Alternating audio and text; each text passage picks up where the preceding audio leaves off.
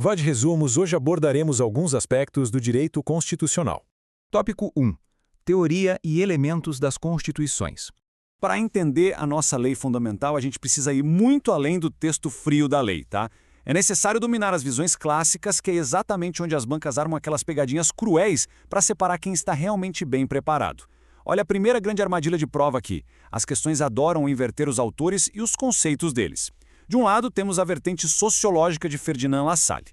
Para ele, a Constituição é puramente o reflexo dos fatores reais de poder que mandam na sociedade. Do outro lado, vem a teoria decisionista de Carl Schmitt. Ele já diz o seguinte: a Constituição é a decisão política fundamental tomada por quem detém o poder constituinte. Então, para gravar e não errar mais na hora da prova. Falou em Lassalle, o foco é fator real de poder. Falou em Schmitt, pensem em decisão política fundamental. E aí, batendo de frente com as ideias de Lassalle e Schmitt, entra em cena a perspectiva de Konrad Hesse. O Hesse não ignora a realidade social, de jeito nenhum, mas ele sustenta fortemente que a Constituição possui sim uma força normativa própria. O pulo do gato nesse conceito é entender que a efetividade real do texto constitucional nasce de uma tensão, uma interação constante entre a norma jurídica que está ali no papel e a realidade social nua e crua. Ou seja, a Constituição não é passiva. Ela tem força para moldar a realidade desde que mantenha uma conexão com os fatos sociais. É uma via de mão dupla. Trazendo toda essa base teórica para o nosso quintal, para a estrutura prática da Constituição Federal de 88, a gente logo a classifica como rígida. E como funciona a organização interna dela? É aqui que a memória precisa estar bem afiada para diferenciar exatamente duas categorias de elementos. Primeiro, temos os elementos orgânicos. São eles que organizam a casa, estruturam o Estado e a organização dos poderes.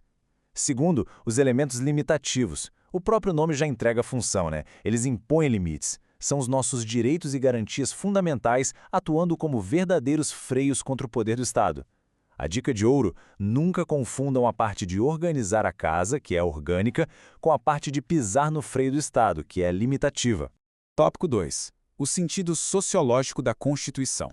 Mergulhando um pouco mais na teoria do Ferdinand Lassalle, o coração da perspectiva dele e o que efetivamente despenca nos concursos é um dualismo bem marcante. O Lassalle defende que a Constituição de verdade não está naquele documento formal, e sim na soma dos fatores reais de poder. Ele divide o jogo da seguinte forma: existe a Constituição real, que é aquela que acontece nas ruas e nas relações de força da sociedade, e a Constituição escrita, que seria apenas o pedaço de papel ou mero documento jurídico. E olha só, chegamos numa daquelas citações que quem estuda direito precisa ter literalmente tatuada na mente. Pro Lassalle, se essa Constituição escrita não guardar uma correspondência rigorosa com as forças políticas e sociais que atuam na realidade, diante de qualquer conflito, ela vai ser reduzida a uma mera folha de papel. Essa expressão é um verdadeiro ímã de questões de prova. Basicamente, ela significa que os problemas constitucionais são, no fundo, problemas de poder. A realidade fática sempre vai engolir o formalismo do texto legal, se houver um abismo entre o que está escrito e o que rola na prática. Tópico 3. Pluralidade de concepções doutrinárias. Um estudo de alto desempenho exige que a gente mapeie essas concepções doutrinárias sem deixar nenhuma margem para confusão. Vamos lá, jogo rápido. Hans Kelsen levanta a bandeira da concepção jurídica, enxergando a Constituição como norma pura com supremacia formal. O Carlos Schmitt, como a gente acabou de ver, puxa a concepção política, com aquele foco na decisão política fundamental.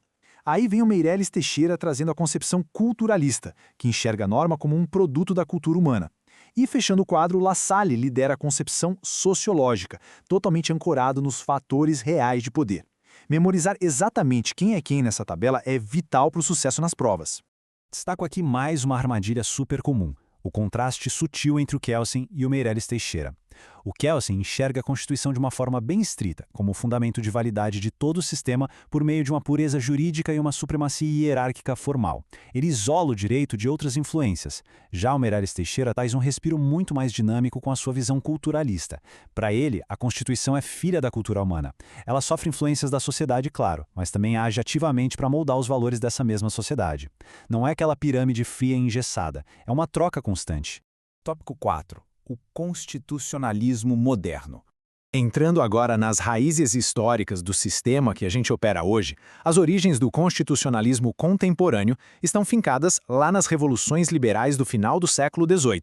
Os grandes marcos, que são irrefutáveis nas questões, são as primeiras constituições escritas da história moderna, a dos Estados Unidos em 1787 e a da França logo depois em 1791.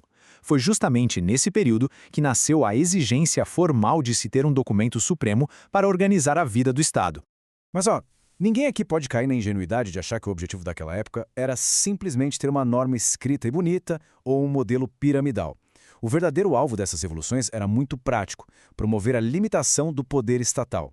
E como eles garantiram isso? Através de pilares extremamente bem definidos. A garantia inegociável dos direitos e liberdades individuais da pessoa humana e a aplicação prática da famosa separação dos poderes idealizada por Montesquieu.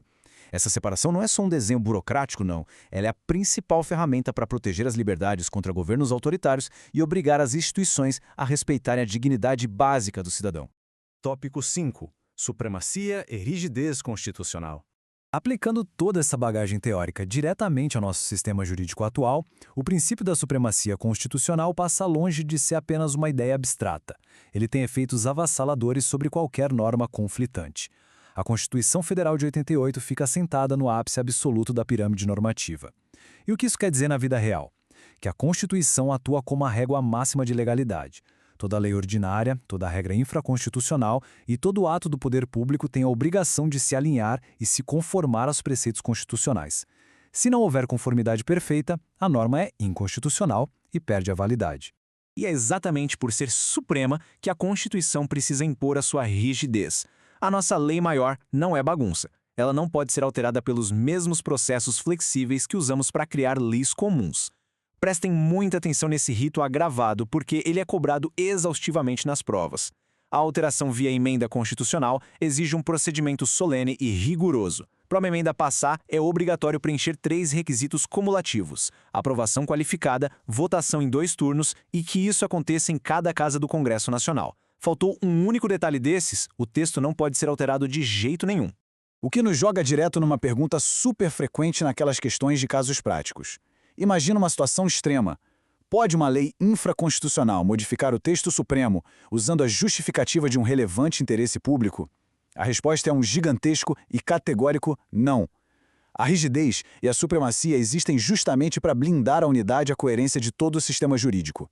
A hierarquia garante que nenhuma regra inferior, sob absolutamente nenhuma justificativa ou boa intenção, consiga passar por cima dos princípios e regras fundamentais do Estado. A Constituição não é maleável, ela se impõe de forma absoluta. Bom, depois de colocar na balança aquela supremacia dura, hierárquica e formal do Kelsen de um lado e a força inegável das estruturas sociais do La Salle do outro, a questão definitiva que todo estudioso do direito constitucional precisa enfrentar permanece intacta.